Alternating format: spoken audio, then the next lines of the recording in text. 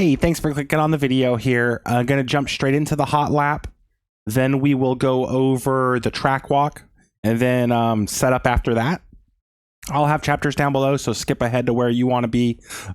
We should have, like I said, hot lap, track walk, setup. After the setup, I'm going to kind of go over a couple things as far as the channel goes. I will not be doing these all season for the M2. I will actually miss the next 2 weeks at Monza and the Bend. One, I don't want to deal with Monza, and I'm going to be going out of town. And by the time I get back into the town, the Bend's going to be towards the end of the week. So I'm definitely going to be skipping 2 weeks. I'm also going to be shifting from the M2 to the Porsche Cup car. The Porsche Cup car, I'm not going to be doing guides on. I will share my setups at the beginning of my videos if you're interested in that. But I have a lot to learn in the Porsche Cup car, and it's going to be more back to kind of basics. I never wanted this channel to be about guides and setups in this nature.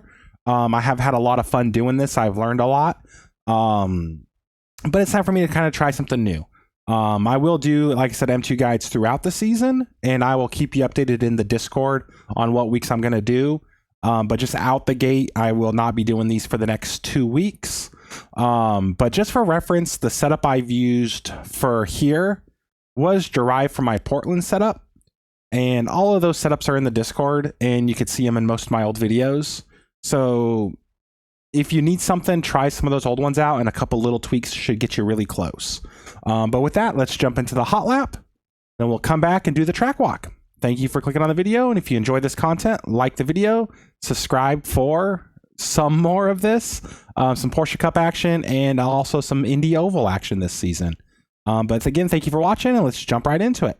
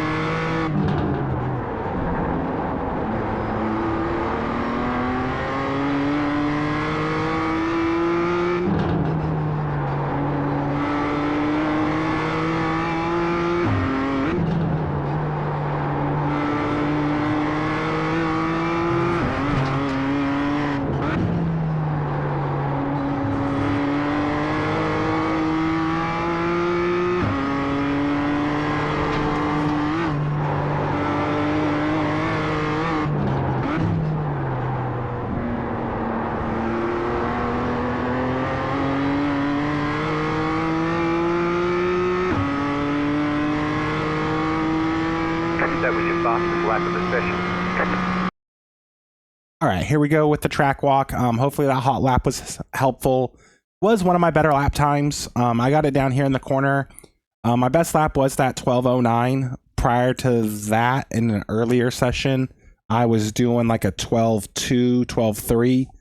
My overall optimal is an 11:89. I struggle to put laps together that are perfect. I think I'm just an average driver like that.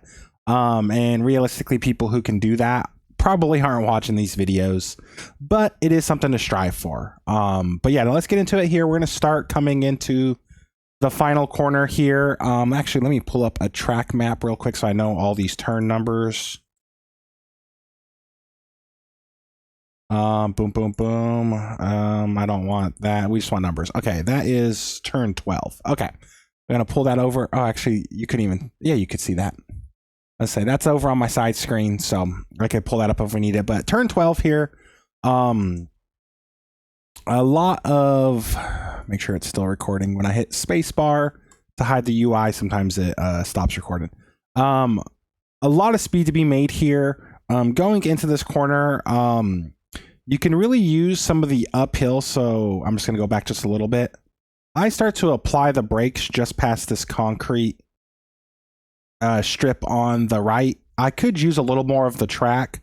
That's something I need to work on. But right there is where I get off the throttle, apply the brake. It looks like I was about 60% brake pressure there, give or take. And I start to trail it off as we go uphill. As you put wheel into the car, you're going to be scrubbing speed. Also going uphill scrub speed. So you don't need to brake as heavy. I try to get back to the curb. I actually don't achieve that, and I kind of miss the curb. But once I get back to the throttle, typically towards the end of this section here where you see the rubber fade away from the curb is where you can kind of get back like to full throttle. If you've driven the M2 a lot, you kind of know like basically anything from like 50 to 60, 70% throttle is very light on the car and you almost can't feel it. It's when you crack over like 70, 80, 90% throttle that the power really ramps up. So a lot of times when I'm getting back to the throttle, it's very quick to go back here just a little bit. It's really quick to get back to that 50, 60% throttle. And I kind of just dance there. But usually at a certain point in a corner, there's like a point where it's like, okay, now I need to apply throttle. So yes, you're on throttle when you're around 50%, but it doesn't do a lot for the weight shifting of the car until you kind of crack over that 70% threshold. I use a lot of the track on exit here. I run wide. The wall does kind of pregnate out and you can use that. Get as much as you can off. And then obviously going into turn 1 and 2, just hammer down the straightaway. And then once you get to the green walls, when you want to start thinking about where you're putting yourself, again, I could do a better job getting closer to the wall there on the right. But what I like to do is I like to turn in, and you can kind of see my steering. I like to turn before I get on the brakes and get the weight transferring for turn 1. And turn 1 and 2, they're separate corners, and there's enough distance between turn 1 to turn 2 that you can attack them separately. But the harder you attack turn 1, the harder it is to set up turn 2. So try to think about it as one continuous set of corners, not 2 individual corners. However, if you get turn 1 right, then you only obviously have to think about turn 2. But yeah, no. So anyway, I don't know what I'm saying there. But ease off the throttle, apply some brake. I'm below 50% brake, just trying to get down to the curb. I do miss the curb again. That's probably where I'm not getting into the 11/8 and sitting at a 12 flat. But that's something for me to work on. You want to try to get down to that curb, trailing the brake. Now I release brake pressure as we kind of come out of the hole. So you'll feel the car kind of like set into turn 1 and then kind of rise out as you're swinging wide. I like to have very little pedal input there and just let the car settle. Once I get to this concrete curb, and it's not really a curb, it's just a concrete strip. Once I get there is where I like to apply the brake, and I try to have the car as straight as possible once I get to the brakes, or at least the heavy braking. But from there, it's just a matter of trail braking down to the apex of turn 2, which I believe they call Coca-Cola corner. I'm assuming there's a Coca-Cola sign that's missing. But then back to the throttle, easy on the throttle, come out wide. Again, I'm not using a lot of the track. I would say this is a corner you can try to use a lot more track because you have enough time to cut over to the left and set up turn 3. Turn 3 is pretty straightforward. Just full throttle, apply the brakes. I apply them just before the concrete pad, and I try to ease onto the brakes. I need to do a better job of letting off the throttle than applying the brakes. I do get a little bit of crossover there. But the big thing is just easily applying the brakes kind of sets that nose comfortably. And then you'll just kind of get it to the point where you feel like you can get to the apex. And I just have a little bit of brake pressure there. And in slow motion, it's not really doing it justice outside the car. But there's a lot of patience to be had in this corner before you get back to the throttle. And I just want to kind of run it back through in the cockpit camera. Boom, boom, boom. Where is cockpit here? I cannot read apparently. Gearbox, roll bar, cockpit. Okay, sorry. Yeah, let's rewind here a bit. And we'll actually just hit play. So I'm off off throttle, and then right here is where I start to get back on throttle. Pretty much once the white K-rail is above my steering wheel, it really invites you to get to the throttle early. Like right here, I think you could think about getting to the throttle, but you got to be really patient getting back to it because this really steps out of you real quick here on the exit of 3. So that's the one thing to kind of just be patient with. It would be really easy just to kind of not rear chase, far chase. There we go. It'd be really easy to just get back to the throttle sooner and then you go route wide. So if you're struggling with that, just give yourself a second or two to get back to the throttle and it'll make a big difference. You can run up on that concrete sliver there in the curbing, but I try not to just because if I get comfortable abusing it in a race, it's going to be really easy to step over and get some 1Xs. Turns, I think it's like 4 and 5 is very deceptive. Again, easy on the braking, slowly apply pressure. I try to start releasing pressure just before the crest here. So there's kind of a crest there and the car kind of bottoms out. That's kind of where the track meets back. So you can see where the track cuts in. So as I get to that crest where that seam is, I try to have nothing going on with the pedals because the car is going to bounce and settle and bounce and settle. If you time it right, you should get down to the corner in the apex and you can start applying throttle and exiting the corner. I feel like there's a little bit of time to be had there that I couldn't find, not without putting in a ton more laps. And I was happy with what I did, but I feel like through those bumps, you could probably get back to the throttle a little sooner than I did, and go out wider. But the problem is I don't want the car upset or unsettled as we kind of crest over into the bridge here. Let me pull my track map back over here so I can remember the turn numbers. So yeah, we did 1, 2, 3, 4, 5. This is counting as 6. Then we go into 7 and 8. 6 really though is like one long continuous sweep. I dance with the brake a little bit. I want to get to the inside there, but it's really bumpy and it really wants you to get back to the power and swing wide. So I try to kind of just dance that. You don't want to go wide, but you want to use up as much track as possible. Now this part of the track I really love, but it is more than likely where I'll have a mistake in a race if I have one. Turns, what was I saying? 7, 8, 9, 10, 11. Yeah, let me go through. So 4th gear, I'd recommend going down to 3rd. You can kind of drag a little bit of brake in 4th gear. So you see there I'm braking. As the track falls away, I release brake pressure.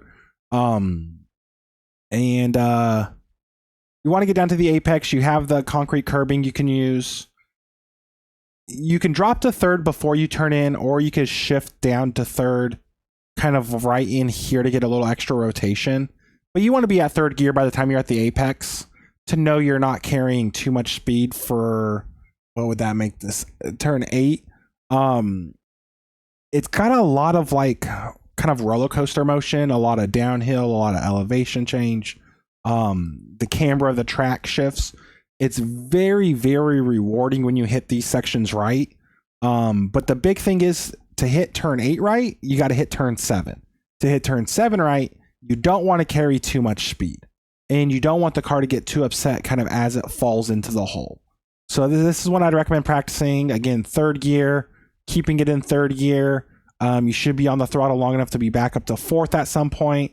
Then you're going to want to go back to 3rd gear for turn, I can't even count. This should be turn 9. Turn 9, I would rather be more conservative entering turn 9 than more aggressive because you have a lot of inside curb here to grab. Let me rewind here. You can really attack this curbing here and knock it a 1X. So like I said, I'd rather be a little timid on the entry of 9 and then really get kind of the power off on exit.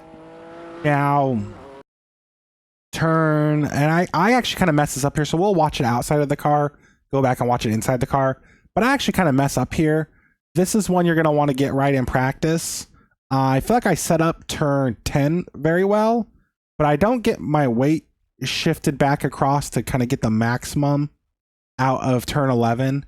So I'm actually dancing the throttle much later through here than I would like. If you were to hit it right, you really be up on the curbing on the left here, but I was just late with my weight transfer. I felt like I was trying to get a lot out of this lap. I was doing good on my lap time. And usually when I'm having a good lap, I personally kind of struggle the second half of the lap because I don't want to overdo it. So like I nail the first half of the lap, I'm up 2/10, and then I just kind of let that fade away on the second half of the lap because I don't want to make a mistake. So consciously I was working on that in this session. So what do? I make a mistake, but I actually don't give up too much time. But yeah, no, so like right here, I feel like my entry here is really good. But at this point, I should already be turning back to the left. And if you look at my wheel, I'm still got wheel into the right. And it kind of messes up how I dance on the throttle on exit. So like I am not 100% throttle at all because I know I'm about to run wide. But going into turn 12, again, we went over that once. I like to do my braking just past this concrete on the right. I like to do all my braking downhill into the hole, release my pressure as we start to go uphill. Turning your wheel, going uphill will both slow you down. So that's what we're working on there. And then back to the throttle, dance with it, get as much down as you can. You obviously don't want to hit the wall. And then boom, that's it. Run to the line. And that was a 1 minute, 12 second lap. I do want to go back here. I said I would show, boom, boom, let's go a little quicker here. Said I would show the set of corners in the cockpit view because I think it's an unsighted turn. And it's one of those ones where you kind of get into a rhythm, you forget what your markers are. So I'm happy right here, but realistically, as soon as I see that other curbing, I should have been turning to the right. I typically wouldn't turn to the right that fast and hard. It would be more of like a gentle glide, trying to keep the car settled as the track does the work. But yeah, no, that's what that looks like there. In fact, let me go back a lap and see how this lap looked at through that section. So yeah, right through here, going in. That looked a lot cleaner. I was still a little timid back to the throttle. But yeah, so that's a lap around Oran Park. I'm gonna stop the recording here, jump out, jump into session, and I will give you the setup here. And yeah, thank you again for watching. Hopefully that was helpful. We're gonna jump to the setup, and from there we'll kind of wrap up everything. And yeah, I am horrible at talking. All right, we're back here with the setup for the M2. This was built off of the platform I used for Portland. I feel like Portland and this track have some stuff in common as far as like the roughness, the types of corners. But yeah, let's go over it real quick. 26 PSI in every tire except the right rear. The right rear we have 26.5 PSI. And the left side gets abused more, so after about 4 or 5 laps, those pressures equalize, and it feels really good. 179, 183 if you're looking at metric units. As far as the car itself, 2 on the front roll bar, 3/64 on the toe. I did bring the toe back a little bit. I was getting really aggressive with the toe late last season, and it was doing a good job at certain tracks of heating the fronts up in a way that, how do I say this?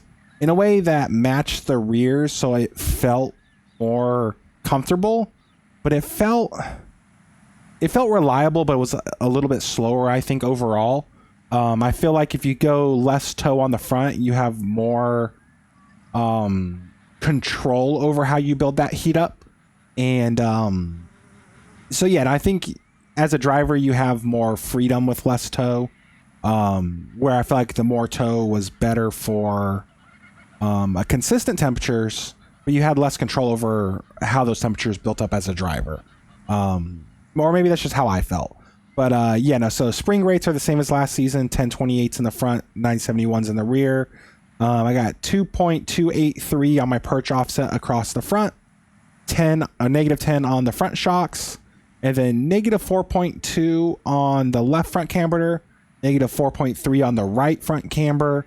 That's just to kind of help balance out the ride height.